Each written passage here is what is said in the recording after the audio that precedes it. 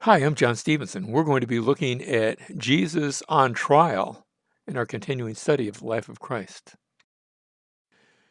John chapter 18, verse 1, when Jesus had spoken these words, he went forth with his disciples over the ravine of the Kidron, where there was a garden in which he entered with his disciples. Now, Matthew's account talks about a place called Gethsemane. Here in John, we're just told that it is a garden. A garden in the ancient world, yes, there were flowers, yes, there were trees and things like that. But what made it a garden is that there were those things that were enclosed by some sort of enclosure, a wall that would have been around it, that would have protected it from other areas that might still have trees and grass and things like that.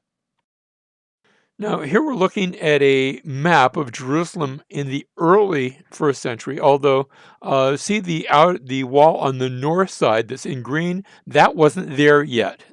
So only the red walls were there at this point. The green walls would be added at a later date by Herod Agrippa. And notice on the east side of that is this Garden of Gethsemane. This is a traditional location. In fact, if you go there today, you can still see some very ancient olive trees that are there. And Jesus is going to be arrested and brought to the house of Caiaphas. Now, archaeologists actually believe they've found the house of Caiaphas. It's a house in the upper city of Jerusalem. Notice it's sort of toward the south, but also toward the west, up in the upper ridge of Jerusalem. And it had a number of mikvahs.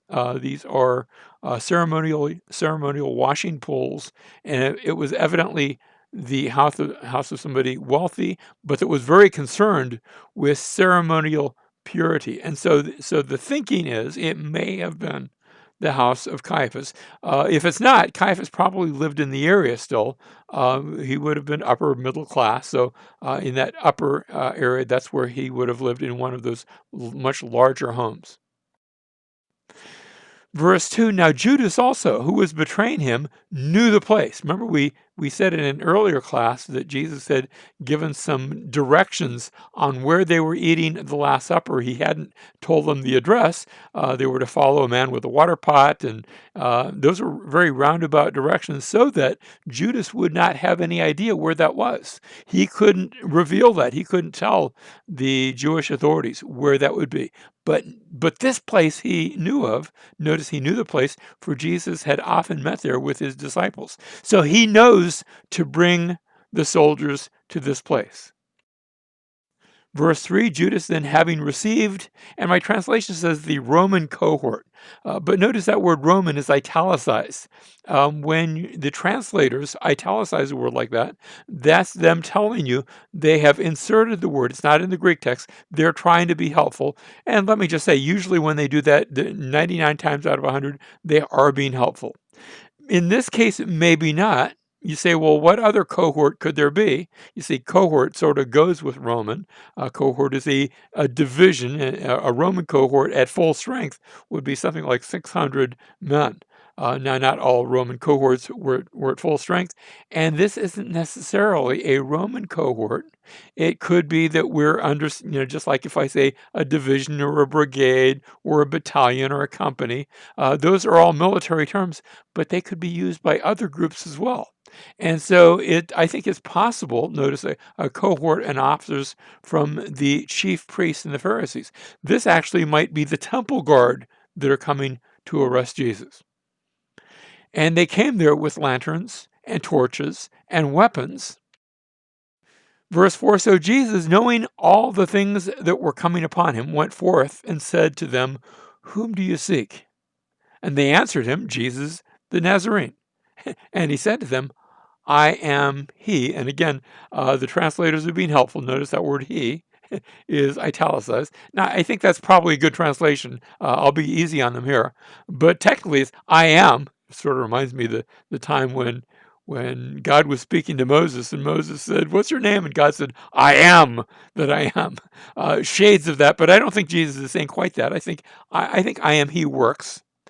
And Judas also, who was betraying him, was standing with them. So everybody's there. Verse 6, so when he said to them, I am, they drew back and all fell to the ground. What's that about?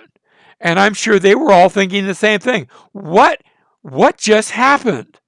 It's as though he reveals himself through this very short phrase. In Greek, you say "ego eimi," I am, I am, but really it just means I am. And all of a sudden they fall down. Remember when Moses had first approached the Lord, God had said, "Remove your sandals from your feet because you're on holy ground." And what made it holy ground? God was there. All of a sudden, Jesus says, "I am," and they are removed from their feet. They actually fall to the ground. Verse 7, therefore he again asked them, "Whom do you speak?" And they said, Jesus of Nazareth, Jesus the Nazarene. And I sort of imagine them sort of crouching a little bit. Are we going to fall again? Verse 8, Jesus answered, I told you that I am he. So if you seek me, let these go their way. Now, notice they think they're the ones that are in authority. They're coming to make an arrest. And Jesus is not acting like a fugitive. Instead of acting like a fugitive, instead of trying to run away, instead of trying to hide, he speaks. They're the ones that fall down. And now he's giving them instructions on what they are supposed to do. They're going to be allowed to arrest him, but they have to do it his way. Let these go their way. And notice verse 9, we have an explanation of that. John explains this, to fulfill the word which he spoke. And this is the words that he had spoke in his prayer earlier, in his high priestly prayer, where he had said to the Father, of those whom you have given me, I lost not one. Jesus is going to make sure none of the apostles are lost on this night. Now, verse 10, Simon Peter then, having a sword, drew it and struck the high priest's slave. Now, he's going to cut off his ear. I don't think he was aiming for his ear. I think he was aiming for his head. But Peter's a fisherman, not a swordsman, and so he doesn't do a very good job. He misses. He cuts off his right ear, and the slave's name was Malchus. We even have the name of the slave, and we also have the name of the one doing the cutting. It's Peter.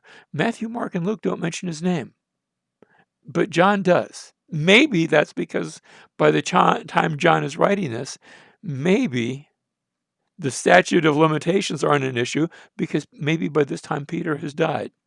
And so, but Matthew, Mark, and Luke don't mention his name because perhaps Peter could have gotten arrested for assault and battery. Even they didn't have statute of limitations back then. The other thing is we're given the name of the slave. Why is that? Why do we need to know his name? Again, we're not told. I like to think that maybe that slave, in the days following, he heard this stuff about Jesus and about the resurrection. And he'd find himself going and touching his ear. And he had 2 ears there. Can I say maybe that Malchus became a Christian? Maybe Jesus was always saying, he who has ears, let him hear. And Malchus, he's got 2 ears. And maybe he heard the gospel, and maybe he believed. Verse 11, so Jesus said to Peter, put the sword into the sheath. The cup which the Father has given me, shall I not drink it? There's no doubt about it. Jesus is going to the cross, and he's planning on going now. So the cohort, remember Roman is italicized there, the cohort and the commander and the officers of the Jews arrested Jesus and bound him and led him. This is why I don't think it might not be a Roman cohort. They don't take him to the Roman garrison. They don't take him to Pontius Pilate. They led him to Annas first. For he was father-in-law of Caiaphas, who was high priest that year. Now, that's correct. Annas had actually been the high priest previously, and the high priest was supposed to be high priest for life. But the Romans had stepped in. They didn't like the idea of one man having all that authority for so many years. And so they had insisted that Annas step down from being high priest and that he appoint somebody else to be high priest. And Annas had appointed his son. And then after a while, they said, okay, time for him to step down. And he had appointed another son. And when he ran out of sons, he had now appointed his son-in-law, Caiaphas, who is now the high priest. Now, Caiaphas was the one who had advised the Jews that it was expedient for one man to die on behalf of the people. This is back earlier in the Gospel of John. Uh, Now, he didn't know he was speaking prophetically, but actually he was. It's of interest archaeologically that we have found an ossuary. An ossuary is a bone box, a box that they would use. Some were very plain, some were very ornate. They would always be made of stone, sometimes limestone. I imagine there might be some of other stones, but usually limestone that could be shaped. And they would bury the person, but then after a year or two, when the body had decomposed, someone would come back, gather the bones, and place them into a box like this called an ossuary. And they only did this beginning about 20 years before Jesus was born and up to the destruction of Jerusalem. That's the only time the Jews ever practiced this. It was that very limited time. And we have found an ossuary that says Caiaphas ben Joseph. It's Caiaphas, the son of Joseph. That's the name of the Caiaphas that's here. Caiaphas, who was the high priest. So it seems to be that it might be, scholars think it is, the ossuary of Caiaphas the high priest. And now Jesus is taken to be on trial. Now we're going to see, if we count them, we could actually look at all the Gospels and put them together. We're going to see 6 trials. First, Annas. We already mentioned this here in the Gospel of John. After Annas, he's going to be taken before Caiaphas. So I'm referring to this as the second trial, although if you want to refer to it as phase 1 and phase 2, that's okay too. But then after that, the Sanhedrin will be gathered together, presumably in the home of Caiaphas. I don't think they're going to another location. After all, they have to, there has to be traveling in each case. But you'll have a gathering of the Sanhedrin. And at that point, and Caiaphas will be there for that too. Of course, he's the leader of the Sanhedrin. And at that point, they will say, okay, he's guilty of death, of a crime worthy of death. We need to put him to death. But the Jews don't have authority to do that. And so from then, they're going to take him to Pontius Pilate. John's going to mention this. In fact, all the Gospels mention this, that he goes before Pontius Pilate. And Luke's account says about how Pontius Pilate hears that Jesus is from Galilee. Yeah, Pontius Pilate was not so sure he wanted to try this case and did not really want to give a death sentence. And then he hears Jesus is from Galilee, and he sends him to Herod Antipas. Antipas, who was also in the city, and Antipas listens to him for a while and then sends him back to Pilate. And this has to take place. Now, the first and second trials are taking place in the middle of the night. Third trial, very early in the morning. And Pilate, Antipas, Pilate, that all has to be in the morning, because by 9 in the morning, Jesus will be on the cross. Unless all these trials take place over a 2-day period. Now, I don't think they do. I've only seen one person who wrote that suggested that as a possibility, but I think that creates bigger problems. I think we're talking about a night and that next morning. Now, because of that, you see, when I was a lot younger, here we have the house of Caiaphas. In that upper part of notice the red roofs, that's the upper city. And then to the right is the lower city and the smaller houses where the more common people lived. When I was younger, I used to think that the trials before Pilate, at least, were held in the Antonia Fortress. But then when I went to Jerusalem and I came to actually walk the streets and realize how far it was from the Antonia Fortress to the Herodian Palace, where where Herod Antipas would have been located, and then back to the Antonia Fortress. They have to sort of go back and forth there, and there's a time constraint. They have to conduct all of the trials that are mentioned. And then, they just didn't read the passage. Those are summary statements. And then Jesus has to be taken out and crucified by 9 in the morning. I've come to believe that the entire civil trial, that is Pilate, Herod Antipas, and Pilate again, all take place within the Herodian palace, which after all is big enough for 2 VIPs to be housed, both Pilate and Herod Antipas. So chapter 18, verse 15, Simon Peter was following Jesus, and so was another disciple. Now, we're not told that this is the disciple that Jesus loved, This is just another disciple, so I'm not going to try to speculate who this might be. Now that disciple, that other disciple, was known to the high priest and entered with Jesus into the court of the high priest. They're going to the home of the high priest. But Peter was standing at the door outside. So the other disciple, who was known to the high priest, went out and spoke to the doorkeeper and brought Peter in. Peter didn't have any credentials, and so he couldn't get in. But his friend, this other disciple, this unnamed disciple, speaks for him, and now he's brought into the courtyard. Notice they're still in the courtyard of the high priest. Verse 17, then the slave girl who kept the door said to Peter, "You're not also one of this man's disciples, are you?" And he said, "I am not." I don't think he expected the question. He thought he was spoken for, so he wasn't going to have to answer any questions.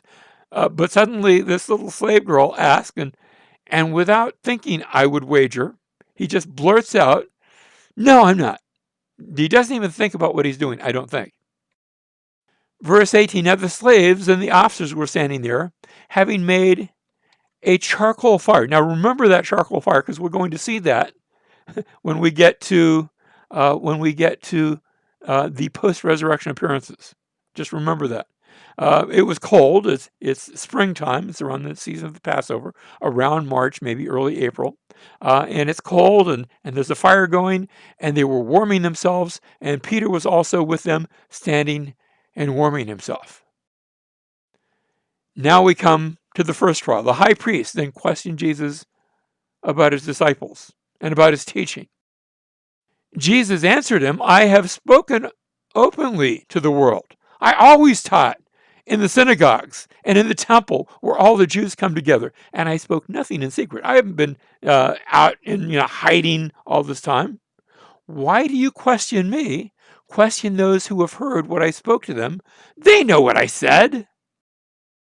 And when he had said this, one of the officers standing nearby struck Jesus, saying, "Is that the way you answer the high priest?"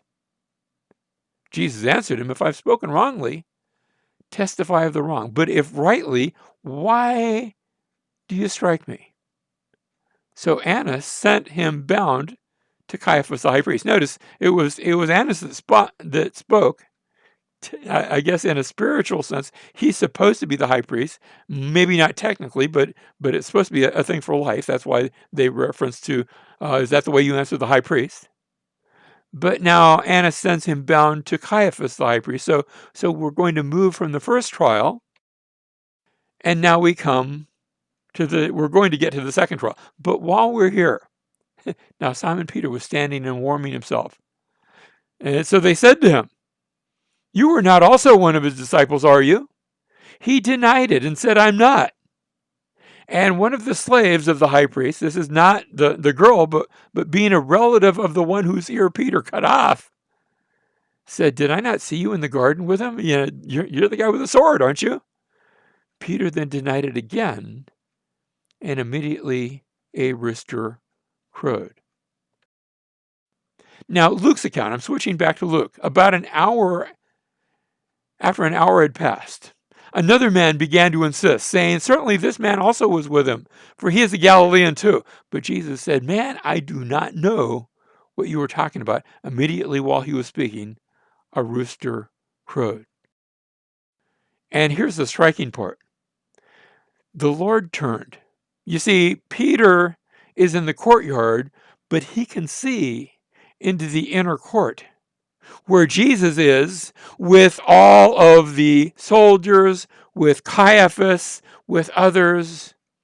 And suddenly, as if he has heard, Jesus from far away turns and he looks. And as their eyes meet, Peter remembered the word of the Lord, how he had told him, "Before a rooster crows today, you will deny me 3 times." He's just done that. 1, 2, 3 times.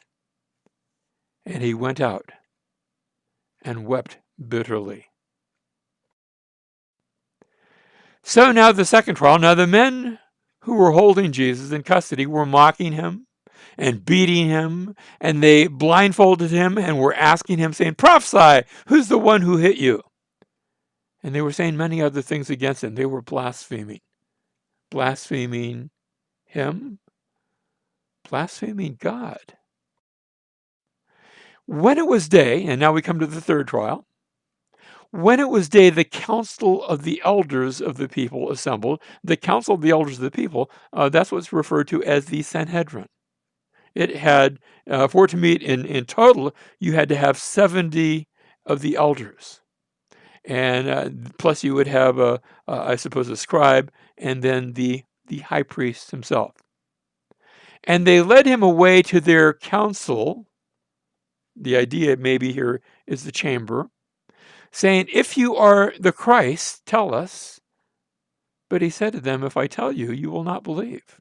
And if I ask a question, you will not answer." You see, he has stopped answering their questions, at least for the time.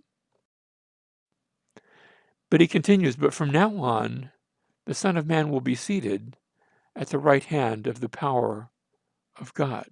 A crowning of a king is about to take place. He is about to be lifted up to his kingship. You say, well, to the cross, yes, but also to his place of authority. And they all said, "Are you the Son of God then?" And he said to them, "Yes, I am." Matthew's account words it a little differently, where in Matthew's account, it's the high priest who says, "I adjure you by the living God, are you the Christ, the Messiah? Are you the Son of God?" "Yes, I am." Then they said, "What further need do we have of testimony? For we have heard it ourselves from his own mouth." You see, if Jesus is not who he claimed to be, then what he uttered here is blasphemy. And in their eyes, he deserved to be put to death if he is not who he said he was. Chapter 3, verse 23, verse 1. Then the whole body of them got up and brought him before Pilate. They have decided what is the expected penalty, but they don't have the authority to put someone to death. And so they bring him before Pilate. It had been wondered a number of years ago. Critics were actually denying that there had even been a Pontius Pilate. The problem is that he's mentioned again and again and again in all sorts of documents. And then they found an inscription with his actual name on it. We know that Pilate had gotten into trouble when he had brought military standards into Jerusalem. These graven eagles, graven images that the Jews took to be idols and idolatry. On another occasion, he had gone into the temple, maybe not personally, but he had sent representatives to take the Corban money, the money that was dedicated, that's what the word Corban means, dedicated to the Lord.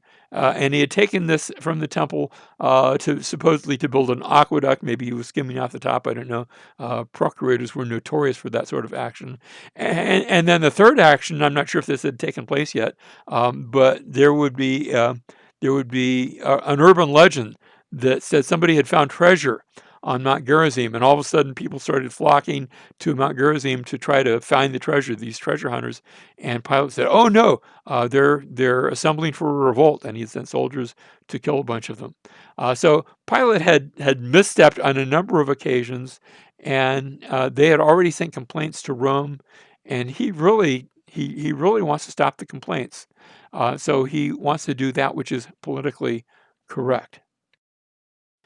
Well, when they led Jesus. Now we're moving to the Gospel of John. Then they led Jesus from Caiaphas into the praetorium, and it was early, and they themselves did not enter into the praetorium so that they would not be defiled, but might eat the Passover. Remember that these are religious leaders, Jewish people, but religious leaders, and they are trying to remain ceremonially clean. And so they don't go in, they are waiting on the outside. Therefore, Pilate went out to them, and the fact that he goes out to them, the fact that he's meeting with them, suggests that perhaps this had been prearranged. But Pilate's not going to go along with this prearrangement. Notice he says, "What accusation do you bring against this man?" And they answered and said, "If this man were not an evildoer, we would not have delivered him to you." What's the accusation? Well, he's a bad man. Well, what did he do? You see, they don't come up with somebody specific. They don't want to say blasphemy because all Gentiles did blasphemy. And that's not a capital crime in the eyes of Rome. So Pilate said to them, "Well, you take him yourselves and judge him according to your law." And the Jews said to him, "We are not permitted to put anyone to death." That's accurate. They didn't have permission to do that. And notice, verse 32, John explains, to fulfill the word of Jesus, which he spoke, signifying by what kind of death he was about to die. Jesus had spoken of being lifted up. When Jewish people had put people to death back in the Old Testament, they didn't do it by lifting somebody up. They did it by putting them down, by taking stones and stoning them to death. But Jesus is going to die by being lifted up. And that is a form of punishment practiced by the Romans. Now, Romans didn't crucify everybody, but they crucified common criminals, and they crucified rebels, and they crucified slaves. And they're going to crucify Jesus. Verse 33, therefore Pilate entered again into the praetorium. Notice he's sort of going in and coming out. He entered into the praetorium and summoned Jesus and said to him, "Are you the king of the Jews?" Jesus answered, "Are you saying this on your own initiative, or did others tell you about me?" Where did you get it? See, he's going to sort of push Pilate a little bit. Pilate's going to have to come up with this charge. He's the king of the Jews. But he's not telling anybody he's king of the Jews. Somebody is saying it about him. The leaders of Jerusalem are saying that Jesus is the king of the Jews without him having claimed that title for himself, which in itself is an independent testimony as to his true identity. Well, Pilate answered, "I'm not a Jew, am I? Your own nation, the chief priests, delivered you to me. What have you done?" Jesus answered, "My kingdom," notice he's not denying that he's a king, "my kingdom is not of this world. If my kingdom were of this world, then my servants would be fighting so that I would not be handed over to the Jews. But as it is, my kingdom is not of this realm. I'm not that kind of king. I don't have that kind of kingdom. It is a heavenly kingdom." Therefore, Pilate said to him, "So you are a king?" And Jesus answered, "You say correctly that I'm a king. For this I have been born, and for this I have come into the world, to testify to the truth. Everyone who is of the truth hears my voice." And Pilate said to him, "What's truth?" I think Pilate is saying this not that he really wants to know the truth, but on almost a offhanded, almost like a sarcastic manner, I think. Maybe not. But when he had said this, he went out again to the Jews and said to them, "I find no guilt in him." Now, remember, what are you supposed to do if you're a judge and you find the person not guilty? You're supposed to release him. And so Pilate's looking for a way to release him. Verse 39, "But you have a custom that I release somebody for you at the Passover." Apparently there was a custom. I don't know if Pilate always did it, but there was a custom, and the Jews had wanted it followed in the past. He says, "Do you wish then that I release for you the king of the Jews?" Notice how he's saying this. He doesn't really believe Jesus is a king, but he's using this as a little bit of an insult to the Jewish leaders, because there's no love lost between Pilate and these Jewish leaders. So they cried out again, saying, "Not this man, but Barabbas." Now Barabbas was a robber. So there was a public enemy, not merely a thief, not merely one wanted for stealing, but one who had been captured as a robber. What's the difference between a thief and a robber? A thief creeps in and steals. A robber takes it forcefully. He is a mugger. He is one who steals by force of arms. In fact, we get the hint that Barabbas was a revolutionary, that he had tried to stir up revolt. But here he's just called a robber. His ideals are, he's not following any, he's not doing anything for altruistic, for idealistic purposes. He just wants the money. And they began to accuse him, saying, "We found this man misleading our nation and forbidding to pay taxes to Caesar, and saying that he himself is Christ the king." Now, Jesus hasn't been saying that he's the king. He has only said he's the Christ. When they questioned him, they said, "Are you the Messiah?" And Jesus said, "Yes." He has not been forbidding to pay taxes. In fact, when they asked him, they actually put this as he had said, "Show me a coin." They showed him a coin. Whose image? It was the image of Caesar. Jesus said, "Give that, if it's got Caesar's image, give it to Caesar. Give him his thing, and give to God his things." So this is actually a false testimony. This is a lie. Verse 3, so Pilate asked him, saying, "Are you the king of the Jews?" And he answered and said, "It is as you say." In other words, as you say, it is. This is an affirmative. Then Pilate said to the chief priests and the crowds, "I find no guilt in this man." Again, there is a presumption, an announcement of innocence. But they kept on insisting, saying, "He stirs up all the people, teaching all over Judea, starting from Galilee, even as far as this place." He's teaching too many people, which is really part of their issue. They don't like it that he's so popular. Verse 6, when Pilate heard it, he asked whether the man was a Galilean. And when he learned that he belonged to Herod's jurisdiction, he sent him to Herod. This is Herod Antipas. Antipas was one of the sons of Herod the Great. And he sent him to Herod, who himself also was in Jerusalem at that time. In fact, I think it may have been that he was just in a different wing of the palace. So he sends him to Herod Antipas. Now, Herod was very glad when he saw Jesus, for he had wanted to see him for a long time, because he had been hearing about him and was hoping to see some sign performed by him. He wants to see a magic trick. Verse 9, and he questioned him at some length, but he answered him nothing. And the chief priests and the scribes were standing there, accusing them vehemently. Notice they can go into the presence of Herod because Herod's, part Jewish, and so they're not going to be unclean. So that they go there to that extent.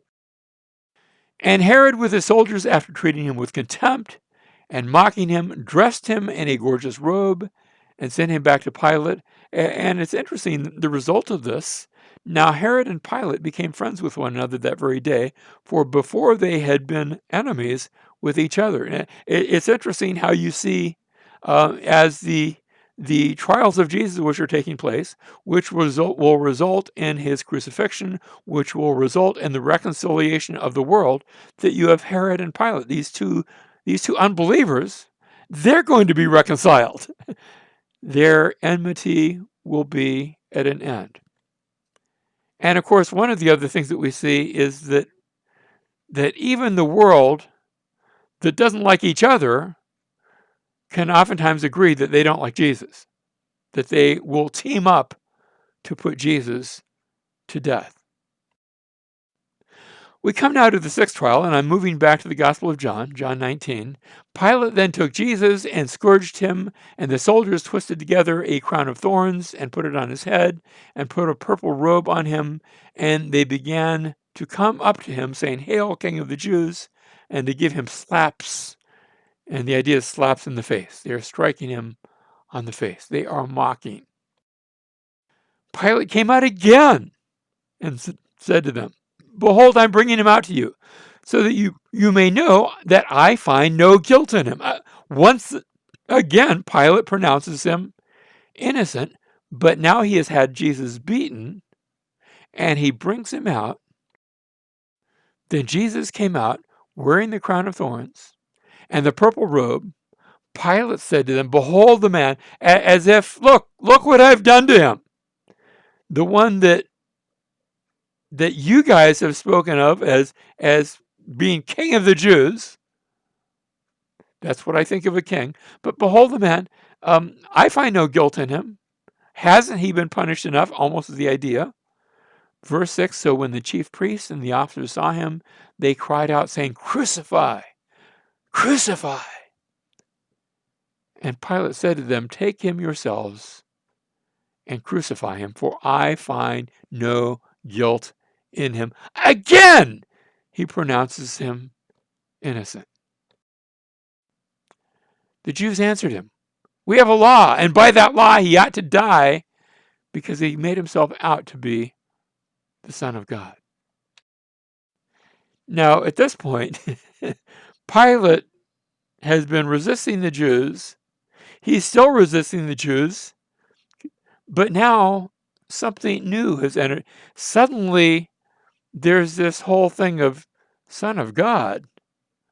What on earth am I getting into? Therefore, when Pilate heard this statement, he was more afraid, and he entered into the praetorium again. Notice how he's been going in and out, and said to Jesus, where are you from? Who on earth are you? Is this idea? But Jesus gave him no answer. So Pilate said to him, you do not speak to me? Do you not know that I have authority to release you and I have authority to crucify you? Pilate has had people before him who were begging for their lives. And Jesus isn't doing that. What is wrong with him? Jesus answered, you would have no authority over me unless it had been given you from above. For this reason, he who delivered me to you has the greater sin. As a result of this, Pilate made efforts to release him. You think he's already been making efforts. They're going to kick into high gear. But the Jews cried out, saying, if you release this man, you are no friend of Caesar. Everyone who makes himself out to be a king opposes Caesar. Strictly speaking, that wasn't true. There were kings that were not in opposition to Caesar. Jesus had not spoken in opposition to Caesar. He said, give Caesar all his things. Verse 13, therefore, when Pilate heard these words, he brought Jesus out and sat down on the judgment seat at a place called the Pavement, but in Hebrew, Gabbatha. Now notice, this place had a Hebrew name, which again suggests it might not have been in the Roman fortress known as the Antonia. It might have been in a place that was built by the Hebrews, a place like the Herodian Palace. Verse 14, now it was the day of preparation for the Passover. It was about the 6th hour. What's that? The 6th hour? The 6th hour is at what time? Well, if you're talking about the way the Jews regularly kept time, then that would have been 6 hours after the sun has come up. That would have been high noon.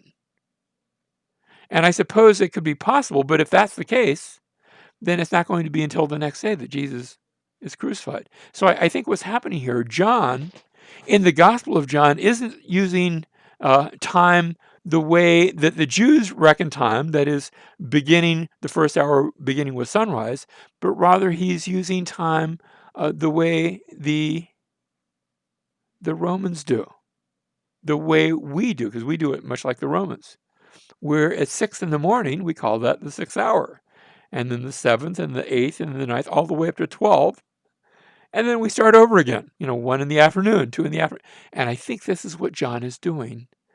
Maybe only here, maybe throughout the entire Gospel of John. So go back and look at the other times that reference the hours of the day in the Gospel of John. He might be on Roman time. And I think that's what's taking place here. So about 6 in the morning. And he said to the Jews, behold, your king. So they cried out, away with him, crucify him. Pilate said to them, shall I crucify your king? The chief priests answered, we have no king but Caesar. Now think about what they're doing. They're denying that God is their king. So then he handed him over to them to be crucified. And now ends the trials. Now we're going to see Jesus going to the cross. Verse 24, when Pilate saw that this is Matthew's account, when Pilate saw that he was accomplishing nothing, but rather that a riot was starting, he took water and washed his hands in front of them, saying, I'm innocent of this man's blood. See to that yourselves, as if you can just wash your hands and be rid of it. You cannot wash your hands and be rid of Jesus. You must make a judgment. Either you will agree that he is the Christ, the Son of the living God, and you will trust in him as your Lord and Savior, or else you will deny him. You will agree with those who say, if he said he was the Son of God, he's wrong and deserves to be put to death. But you cannot wash your hands of him. He does not allow that. And so, verse 25, all the people said, his blood be upon us and on our children. His blood be on us and on our children.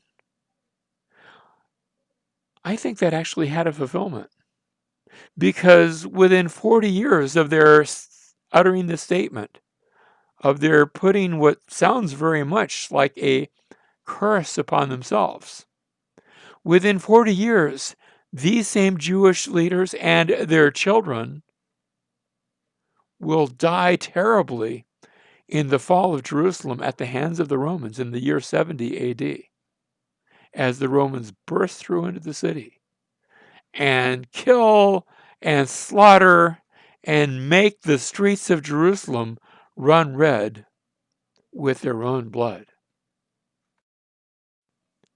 Verse 26, then he released Barabbas. Remember Barabbas? Barabbas, his name actually, it comes from two Hebrew words, maybe Aramaic. Bar is Hebrew, or actually Aramaic, for son. And then Abba, maybe you've heard the term Abba. Abba means father. Son of a father. Son of a father. And I'm sure that was his name, his designation. But also, in some sense, we can say it also serves as a type, because all of us are either sons or daughters of a father. We are, another way of saying, we're people.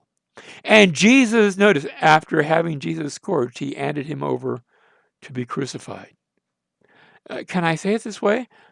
Jesus went to the cross that had been meant for Barabbas, for this robber, for this lowlife, for this sinner, for this terrible person, for this public enemy.